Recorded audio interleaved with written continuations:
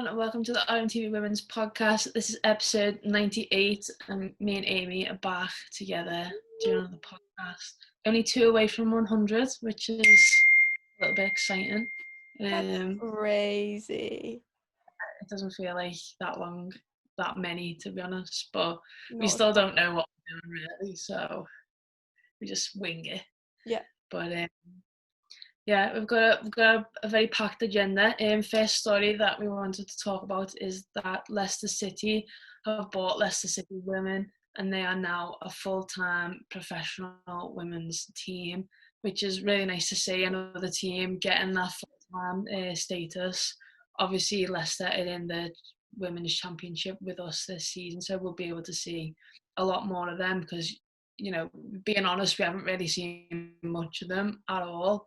Like little bits, but not enough to really dive in and talk about them. But it's just nice to see another team going full time, being professional, and just obviously Leicester City as like a men's Premier League club, acknowledging like women's football in general. Yeah, I feel like with the teams that already have like a big men's team, I think it's strange that they wouldn't like already naturally just be affiliated. But obviously that's just a step that some teams have to take. Maybe once upon a time Liverpool weren't necessarily affiliated to the men's, but then like look how it is now, and like Everton, Chelsea, whatever. So I feel like teams get to a certain stage where they really consider the fact that it should be happening anyways, and it should be a thing that they don't just create a massive platform for men's football, but they also like try and equivalate that into the women's game as well. But like just looking at that Leicester team anyways before that, like it's quite scary from like a Liverpool perspective. But then now you're looking at all of the players that have come in as well, and they've really like brought in some really quality players that it's quite terrifying to look at, especially with the mission that we're on this season. They're definitely not going to make it easy for us at all. Yeah, well, I think that's like the big thing, like this season that like I'm most nervous about is because everyone's sort of already saying, oh, well, Liverpool are going to get promoted. Like, there's been a few people who've already said that, and it's like, I don't want to say that. I'd love nothing more than us to bounce straight back in, but you've got really good teams in the Championship. Leicester now going full-time, that'll just put them up another level. You've got teams like Sheffield, you've got loads of teams, Durham, like, they're all good teams that can rival you for that top spot, and only one person goes up, and it's like, well, it's going to be so much harder than I think people realise, isn't it? It's going to be so difficult. Like, as much as like our team at the moment seems to be in quite a good place, like obviously we're going to go on to like pre-season and whatnot, I feel like that like it doesn't mean anything until you come into those situations and you actually perform like on the day. Because the problem with last season is we were told like constantly, yeah, the training goes really well, we always look to like replicate what goes from training into the pitch, but that never seems to happen. So it's great that they train well, but now it's that progression of playing well as well, using what they do in training and putting it into a game, which we just frankly just didn't see enough of. But I think it's just going to make such an exciting like season, an exciting league. Like that's what the women's game needs. Like you've got all these teams at the top of the table that are more than capable of being in the WSL, and they're all like fighting for that spot. I think the season's just going to be incredible. The talent that we'll see, and the lengths that these teams will push each other to get that number one spot, because it is only one spot at the end of the day. It's not like the Championship where there's loads in the men's game. So it's really exciting. Obviously, I hope Liverpool come out on top, but I think either way, it's going to be really, really interesting watch throughout like the whole of the season. Yeah, well, we'll go on to our pre-season. So far, we've played 4 games. It's been pretty decent. So we beat Blackburn 4-1. We then beat Reading 3-1. We then beat Brighton 1-0, and then we beat Coventry 4-1 yesterday, I think that was. So we've had like a pretty decent pre-season, and also Reading and Brighton are obviously 2 WSL teams as well.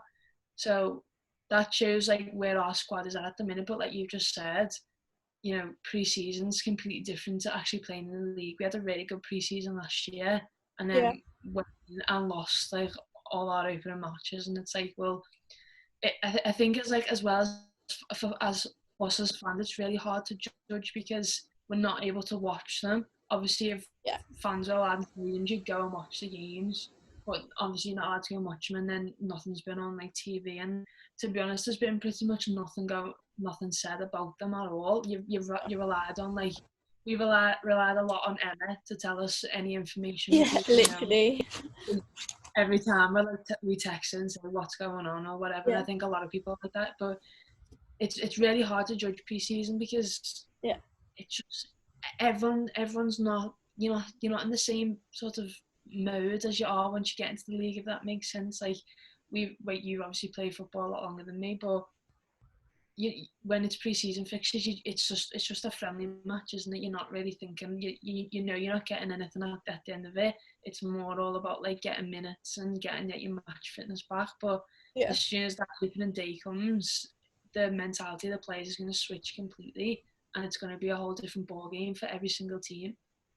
It is like with pre-season, there's very little pressure.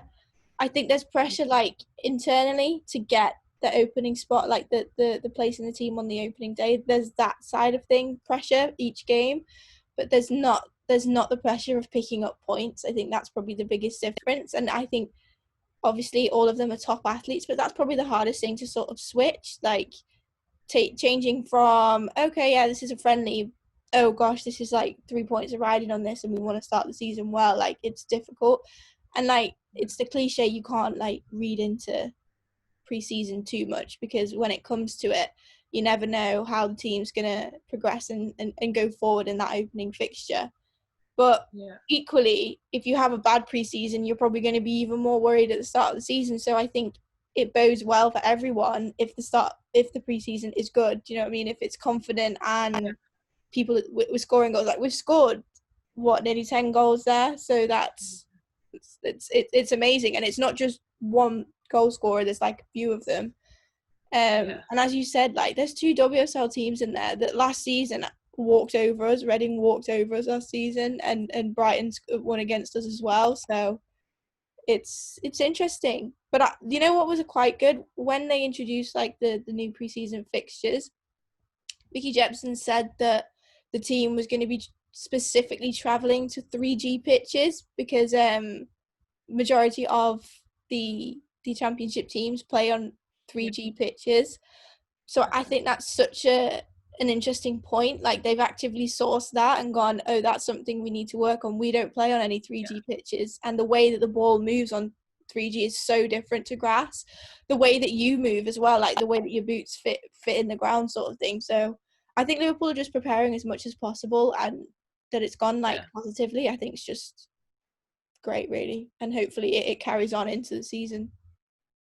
Yeah, definitely, because we definitely can't be having a season like last year like that. I don't think the team and the manager will want that either. Obviously, there's still a few left from last season, but majority of the team left from last season. So, I think we've definitely like invested well this summer. We've definitely picked the areas that we needed most to improve upon, and I think, obviously taking all the positives from pre-season, you feel a lot better going into the new season. Sorry, knowing that you've got a really good pre-season under your belt. So yeah, it'll be exciting. But another exciting thing is obviously the Women's Champions League was back on TV over the weekend. We had games both Friday and Saturday.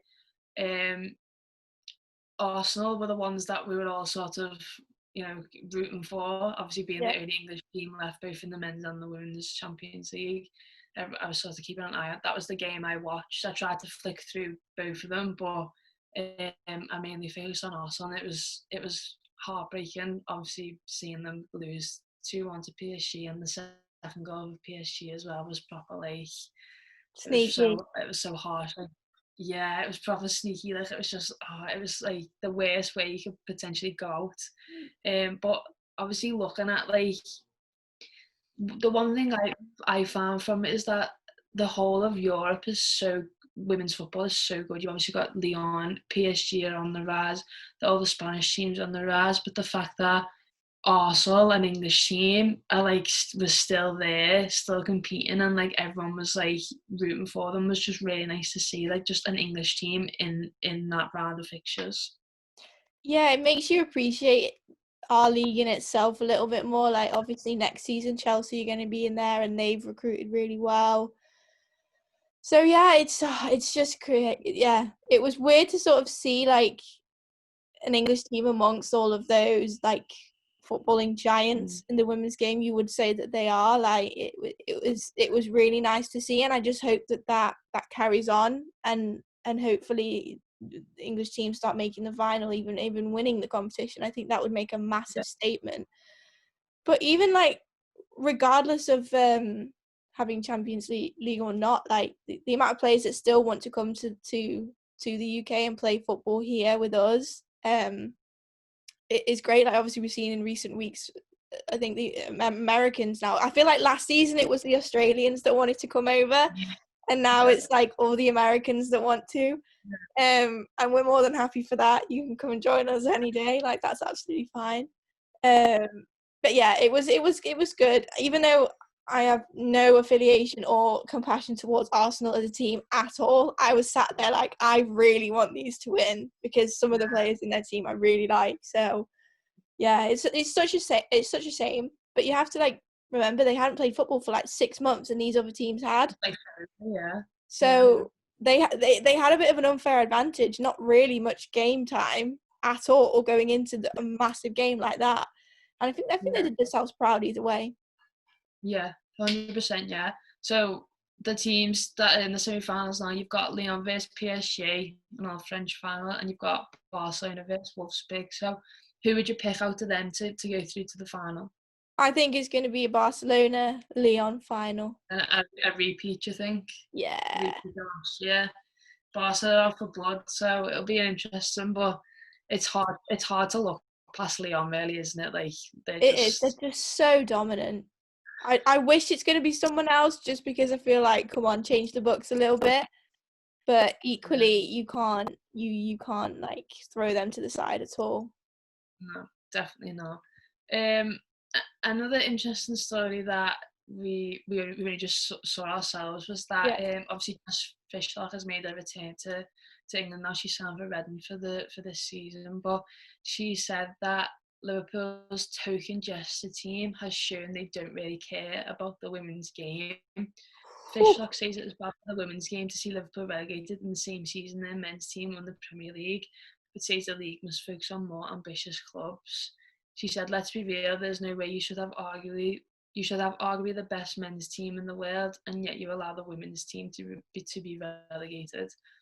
Now, obviously, like we've Wow. said, yeah, I mean it's pretty brutal. Like obviously, us sitting here as obviously both men's and women's like Liverpool fans, obviously we were at opposite ends of the scale for so long because we were so heartbroken about Liverpool women getting relegated, but so ecstatic that the men had finally won the league. And it's like at times I sort of felt like bad because I was just so happy, but then I was like obviously I'm going to be happy, but you didn't know how other people were going to react towards it. And obviously there's been a few people who have sort of given their thoughts on what basically Fishlock has said. Obviously maybe not as brutal as she said it there, but you know, you can see where she's coming from because especially us as Liverpool fans know exactly how weird of a scenario it really is.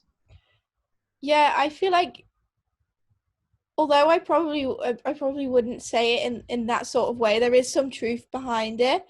I don't think there's truth in the fact that Liverpool don't care about their women's team. I don't think that's really got anything to do with it. I just think it's not been properly invested. No. I don't doubt that it has been invested in, maybe recently more than ever. But I also feel like that's probably not enough for what the team needs at the moment.